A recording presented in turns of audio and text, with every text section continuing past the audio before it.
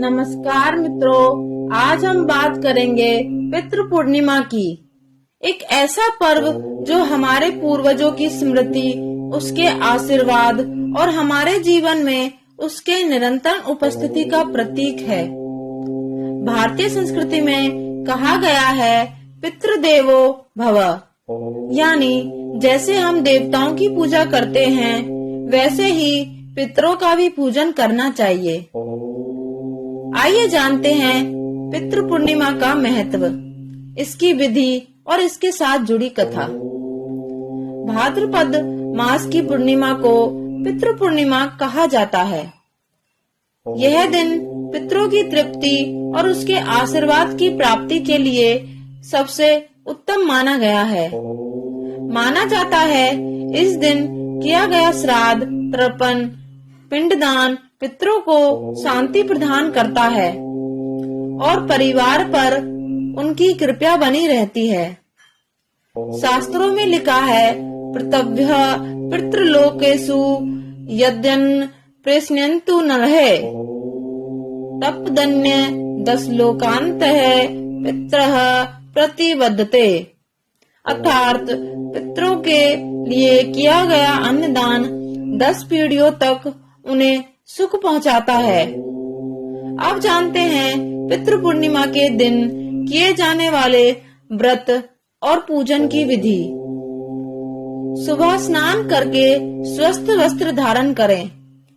किसी पवित्र नदी, तालाब या घर में बने कलश में जल लेकर तर्पण करें।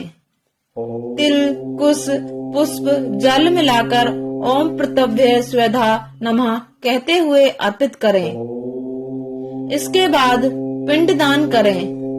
पिंड सामान्यतः तिल, जौ, चावल और घी से बनाए जाते हैं। ब्राह्मणों को भोजन और दान देना विशेष महत्व रखता है। इस दिन गौ, कुत्ते, कोए और गाय को भोजन कराने की परंपरा है।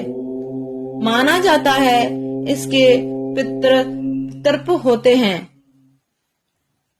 संध्या समय दीपदान करके पितरों से प्रार्थना करें, हे पितृगण, हमारी संतति की रक्षा करें और हमें आशीर्वाद दें। पौराणिक कथाओं में पितृ पूर्णिमा का महत्व इस प्रकार बताया गया है। बहुत समय पहले एक राजा थे, करंदम। वे बड़े धार्मिक और सत्यनिष्ठ थे, पर उसकी संतान नहीं थी। उन्होंने कठोर तप किया, पितरों की आराधना की। पितरों ने प्रसन्न होकर कहा, हे राजन, जो कोई पितृ पूर्णिमा के दिन श्राद्ध विधि विधान से हमारे पूजन करेगा, उसके कुल में संतति और समृद्धि बनी रहेगी। कहा जाता है कि उसी दिन से पितृ पूर्णिमा का व्रत आरंभ होता है। इसके अलावा महाभारत में भी भीष्म पितामह ने युधिष्ठिर को समझाया था कि पितरों का तर्पण और श्राद्ध से संतुष्ट करने पर देवता और ऋषि भी प्रसन्न होते हैं और वंश में सुख शांति बनी रहती है। मित्रों, पितृ पूर्णिमा हमें यह सिखाती है कि हमारे पूर्वजों की वजह से ये हमारी पहचान और अस्तित्व है। उसके आशीर्वाद के बिना जीवन अधूरा है।